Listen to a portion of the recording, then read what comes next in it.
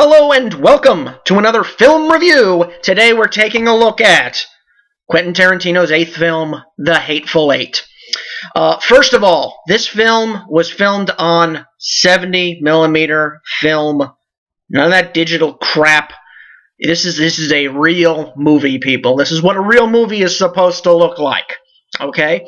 And I know this movie is available in 70mm in like old roadshow projector places. If you have a chance to see this film in its 70mm format, not digital, get a chance to see it. If you see it, have a chance to see it. Absolutely. I saw it on a digital format, okay, and it looked beautiful. It was gorgeous, okay?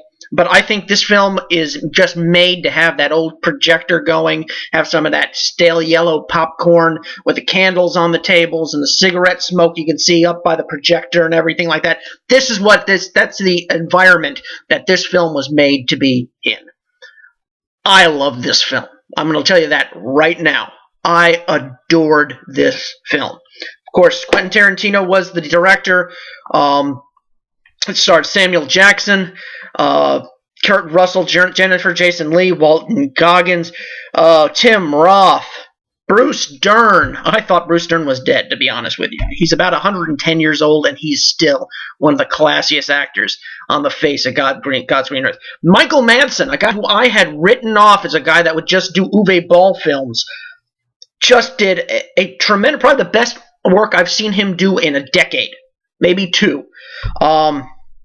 The music was done by Morricone, the guy that did the Good, the Bad, and the Ugly, all those films back in the 70s. This is one of his first film scores in years, first Western since 1981. And wow, it has the look, it has the sound, it is a gorgeous, gorgeous film. Now, if you're not into Quentin Tarantino films, let me give you a little explanation here, okay? Not everybody can just jump into a Quentin Tarantino film. These are art pieces, okay? They really are, with incredible violence included in it, but that's okay. A lot of people love Pulp Fiction. They see that as like his magnum opus. I like Pulp Fiction. I think it's a very good film. And you know something? Of his films, is this his best film? No. Okay. A lot of people would say Django Unchained was his best, or maybe Pulp Fiction or Kill Bill Volume 1, Volume 2 put together, or whatever.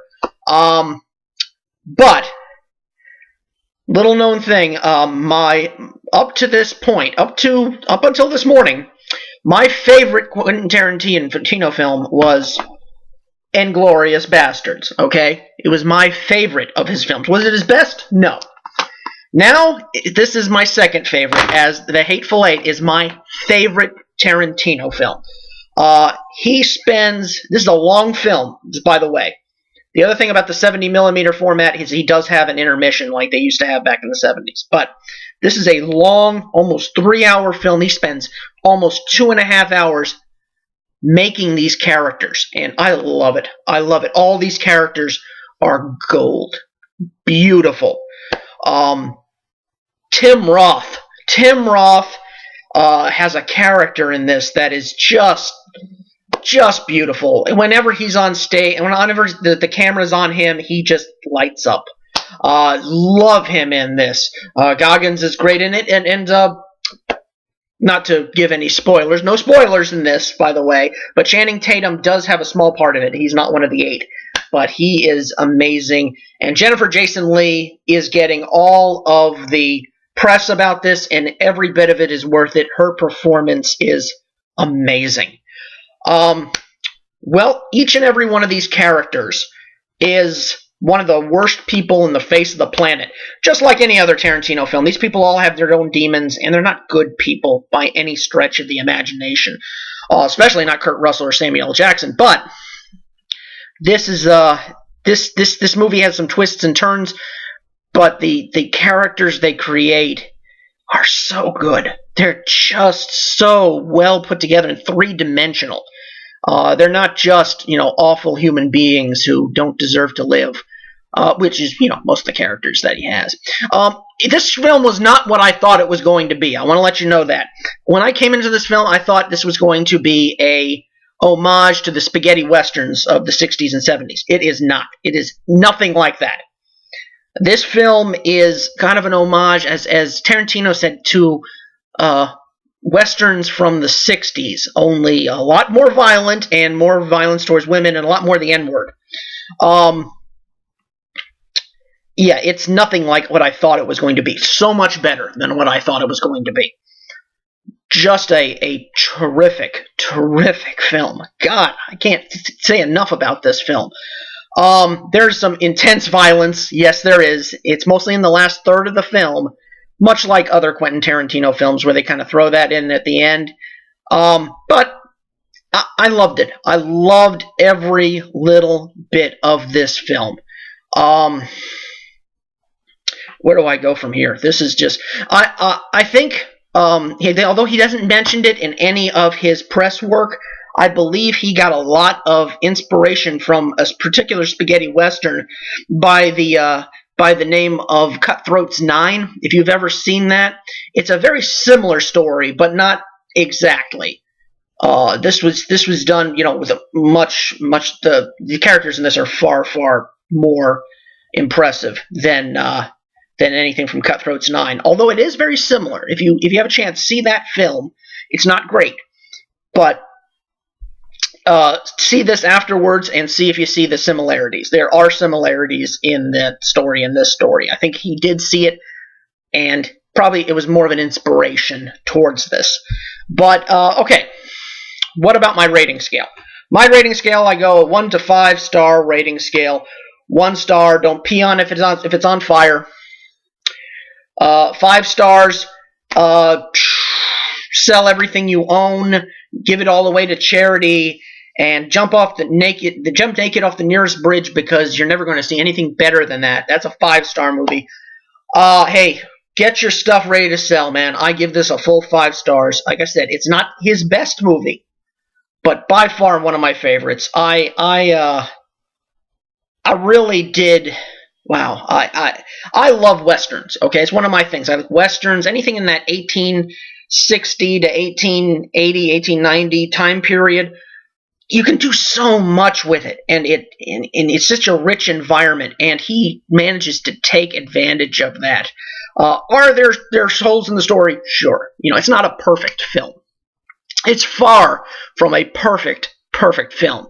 All right, but it looks like these people really loved making this movie. Like I've said before, if actors tend to, if they're really enjoying what they're doing, it shows on screen. And if they hate what they're doing, it shows on screen. Okay, even if they're not supposed to show that way, it will convey on film or digital or whatever the hell you want to call it these days. But this was film. This was real film, damn it. The location shots out in Wyoming, absolutely gorgeous. They didn't do digital, like you see their breath in the film. It is not digitally put in. They actually took the set and put it down to 32 degrees so you could see their breath. And it is just glorious and gorgeous. And the gore at the end is glorious. They actually did get the same special effects guy from The Walking Dead, and you can tell. Because there's some obscene, crazy, freaking blood and guts at the end. But it's so glorious and wonderful. It really is. Each one of these characters, the bounty hunter, which was Samuel L. Jackson, the hangman, Kurt Russell, Jennifer Jason Leigh was the prisoner, Walton Goggins as the sheriff, Demaine Bircher as the Mexican, Tim Roth as the little man, Michael Madsen as the cowpuncher, and Bruce Dern as the Confederate. All wonderful characters. James Parks plays O.B., who's the driver. Just another great performance. This was such a great ensemble cast that, I saw Star Wars the week before, and that's a great ensemble cast as well, but this was like 100 times more of an ensemble cast. These people, this could be a play. I mean, a beautifully done play. I'd love to do a production of this. If people want to know what, if it would get me back into the theater if I could do a production like this. This was wonderful. This was just like something you would see. It doesn't have all the action set pieces or anything like that. There's nothing really crazy about this, but it's so good. God, it's so good. Oh, I could just talk for hours and hours about this film. I just loved it. I loved it. Thank you, Quentin Tarantino. Thank you. I know a lot of people saw it as dull and boring. If they have say that, then they just don't know what a Tarantino film is. Those people never watched, Pulp Fiction. They never watched Inglourious. There's gonna be stretches. It's called building up characters that you care for. It's called building up suspense. The beginning of Inglourious Bastards, the first 20-25 minutes of that film is some of the best movie you'll ever see, and it's tense and everything, and it's just two people talking in a room. There's no music build-up. There's nothing like that. It's just two people talking in a room, and most of it's in another language, so you're reading it, and it's amazing. That's great film work, all right? And this had its fair share of it, but the mere fact that he dedicated so much of the film to creating memorable characters, that's an amazing. This was a piece of artwork. It really was. Like I said, it's not perfect. It's far from perfect, but it is my favorite. Do you agree with me? Do you disagree with me? I'd love to hear what you have to say. If you could go ahead and put it on your comments down there. I appreciate your view, and if you like the video, feel free to click like. You can share this all you like. But my recommendation, go see this film. See it, if you can see it in a roadshow format, with a 70 millimeter projector in the back, see it like that. Absolutely. I understand they're giving out special booklets and everything like that. There's nothing like that in Tampa, unfortunately. So I had to see it digital. It's beautiful in digital. It is. It's absolutely gorgeous. There are parts where you're going to be like uncomfortably laughing. There are parts where Jennifer Jason Leigh gets punched clean in the face. Of course, her character deserves it. She's so horrible. She's just one of the worst people in the entire world, and I loved her. I loved her. God, see this movie. See this movie. I want to hear what you have to say about it. I want to know what you think and why. Feel free to post down below. I'll see you next week for a film review. I'm going to be doing Bone Tomahawk.